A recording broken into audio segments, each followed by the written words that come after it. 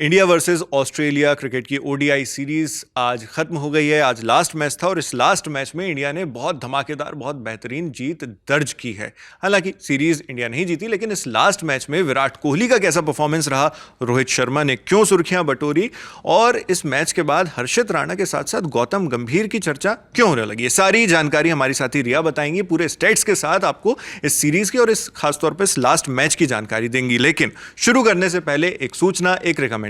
अगर बिहार में आपकी रुचि है, उसके चुनावी गणित से अलग आप बिहार को समझना चाहते हैं और देखना चाहते हैं, तो आपके लिए हम ला रहे हैं एक स्पेशल डॉक्यूमेंट्री सीरीज बूझो तो बिहार। पहला एपिसोड रिलीज हो रहा है 26 अक्टूबर को, यानी संडे शाम 6 बजे।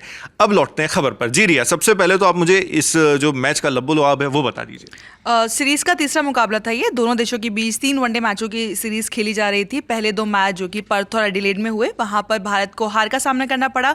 ऑस्ट्रेलिया ने बहुत शानदार प्रदर्शन किया था उन दोनों मैचों में और एक तरीके से आप कह सकते हैं बड़ी आसान जीत उन्होंने हासिल की। भारत कहीं पर भी बहुत ज्यादा हावी उन 2 मैचों में दिखा नहीं, लेकिन ठीक उसके उलट आज तीसरे मैच में दिखाई दिया, जहां पर भारत की गेंदबाजी अच्छी दिखी, जहां पर भारत की फील्डिंग बहुत अच्छी दिखी। और अगर आप बल्लेबाजी की बात करें तो वहां पर भारत के 2 सबसे बड़े सुपरस्टार्स जो थे, जिनसे पूरी सीरीज में उम्मीद की जा रही थी कि रन बनाए, उनके बल्ले से रन आए।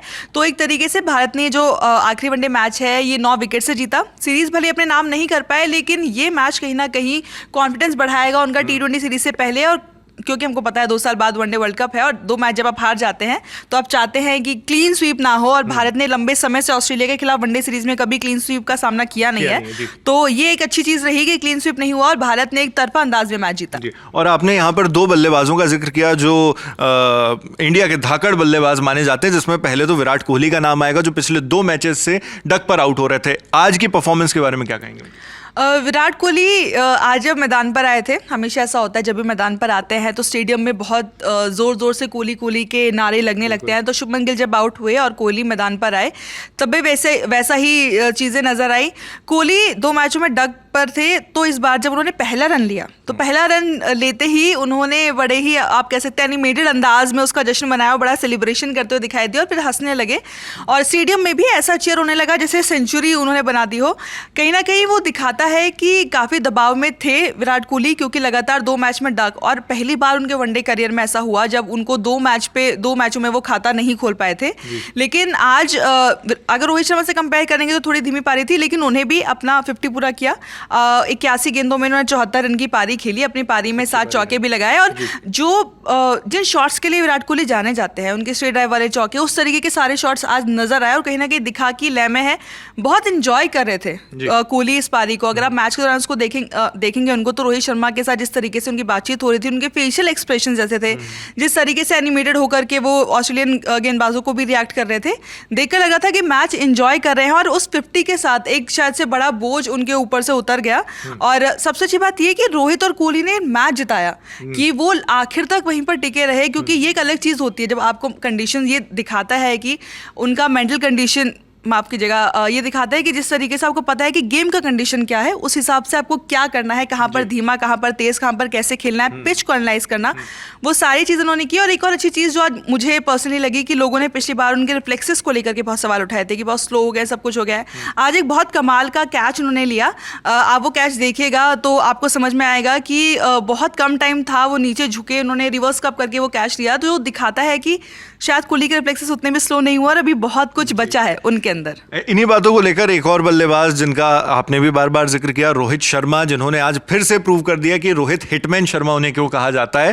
तो उनकी कैसी परफॉर्मेंस रही और कितना एंटरटेनिंग रहा आज उनका? रोहित शर्मा से पहले एक चीज मैं ऐड कर देती हूँ विराट कोहली के उसमें, क्योंकि आज उन्होंने एक बड़ा रिकॉर्ड अपने नाम किया है। विराट कोहली अब वनडे में सबसे ज्यादा रन बनाने के मामले में 2 नंबर पर आ चुके हैं। पहले संगाकारा थे इस नंबर पर और अब वो 2 नंबर पर आ चुके हैं। तो उनसे आगे अब वनडे में रन के लिहाज से सिर्फ और सिर्फ सचिन तेंदुलकर है। तो एक बड़ा मुकाम उन्होंने इस मुकाबले में हासिल किया, क्योंकि पहले रिकी पॉन्टिंग को पीछे किया, अब संगाकारा को पीछे किया। तो अब वनडे के इतिहास में, अंतर्राष्ट्रीय वनडे के इतिहास में विराट कोहली सबसे ज्यादा रन बनाने के मामले में 2 नंबर पर पहुंच गए। मतलब अगर ऐसे ही खेलते रहे तो हो सकता है कि वो और ज्यादा ऊपर पायदान पे पहुंच सके, हालांकि ये डिबेटेबल है। हाँ, रोहित शर्मा।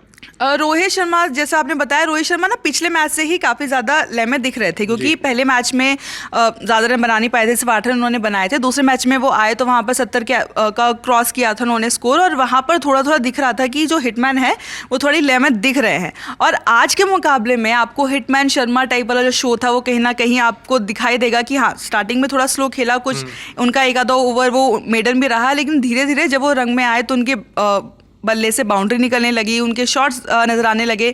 50 के बाद 100 का आंकड़ा उन्होंने काफ़ी जल्दी पूरा कर लिया और नाबाद रहे। 125 गेंदों में उन्होंने 121 रन बनाए। उनकी पारी में 13 चौके और 3 छक्के शामिल थे। 96 के आसपास का उनका स्ट्राइक रेट रहा।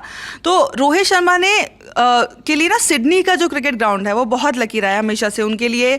आप कह सकते हैं जिस तरीके से विराट कोहली और एडिलेड का लव अफेयर कहा जाता है कि बहुत उनके लिए लकी मैदान है, सब चीज़ें, उसी तरीके से रोहित शर्मा के लिए सिडनी का ग्राउंड बहुत अच्छा रहा है।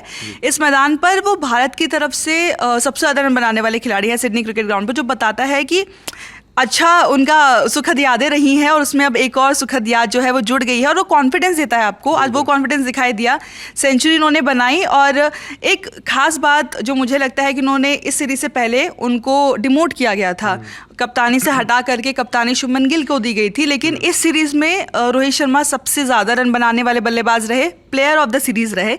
तो उन्होंने मुंह से नहीं, क्योंकि फिटनेस को लेकर के तो उन्होंने 10 किलो वजन वैसे कम करके दिखा दिया था लोगों को अपने एयरपोर्ट लुक पे कि देखिए फिटनेस पे आप सवाल करते थे, वो मैं सुधार चुका हूँ। बल्ले से उन्होंने इस सीरीज में जवाब दे दिया कि अगर आपको लगता है कि मैं 2027 के लायक नहीं हूँ या मैं फिट नहीं रह सकता हूँ तो ठीक है, समय है, लेकिन कहीं ना कहीं लगता है कि चीज़ हो जाएंगी। एक और चीज़ अपने दर्शकों को बता दें कि मैच खत्म होने के बाद जब दोनों बातचीत कर रहे थे, रवि शास्त्री और एडम गिलक्रिस्ट वहाँ पर खड़े थे, थैंक यू कहा रोहित शर्मा ने वहाँ पर, कोहली ने भी ऑस्ट्रेलिया को थैंक यू कहा। रोहित शर्मा ने बात कही कि हम नहीं जानते कि दोबारा हम यहाँ पर कब आएंगे, आ पाएंगे या नहीं आ पाएंगे। तो कहीं ना कहीं वो जानते थे कि शायद आखिरी बार वो अपने फेवरेट ग्राउंड पर खेल रहे हैं, तो इसलिए पूरी यादगार पारी उन्होंने फैंस के लिए खेली। मतलब हर तरह की पॉसिबिलिटीज़ के लिए तैयार हैं आगे जो भी हो। और 121 एक बहुत बड़ा आंकड़ा है जो आज रोहित शर्मा ने स्कोर किया। लेकिन बैटिंग के अलावा इंडिया की जो बॉलिंग है वो भी साथ साथ चर्चा में रही, और एक बॉलर जिन्होंने बहुत अच्छा प्रदर्शन करके दिखाया, बहुत अच्छी परफॉर्मेंस रही, वो रहे हर्षित राणा। हर्षित राणा की परफॉर्मेंस के बारे में क्या बताएंगे और अब गौतम गंभीर को लेकर क्या बात हो रही है?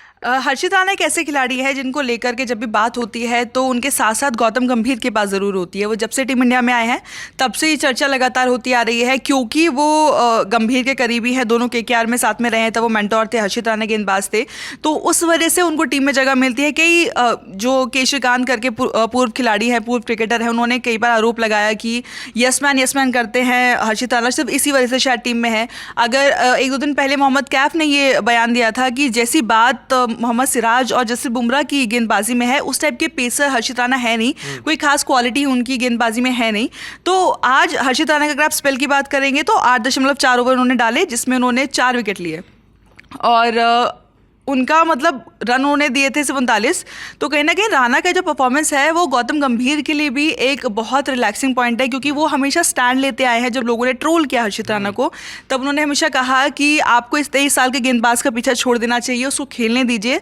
उसका बाप सिलेक्टर नहीं था, उसका बाप कोई अध्यक्ष नहीं था, वो अपने दम पर यहाँ पर आया और आगे भी अपने दम पर ही खेलेगा। तो आपको दिग्गज खिलाड़ियों को सोचना चाहिए कि वो क्या बोल रहे हैं क्या नहीं बोल रहे हैं। और हर्षित राणा का परफॉर्मेंस उनसे ज़्यादा मुझे लगता है गंभीर के लिए ज़रूरी था। उनकी तरफ से जवाब था उन सब लोगों के लिए जिनको लग रहा था कि शायद हर्षित राणा की इस टीम में जगह नहीं बनती है। तो ओवरऑल ये रहा पूरे मैच का जो भी डेटा था, जो भी स्टेट्स थे और जो भी एनालिसिस था, सारा कुछ ये था।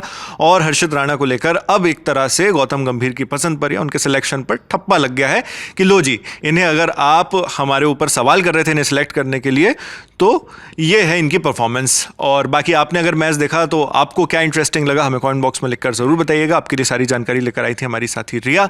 और स्पोर्ट्स से जुड़ी खबरों के लिए आप देखते रहिए ललन टॉप स्पोर्ट्स। मैं हूं नावेद, देखते रहिए दी ललन टॉप।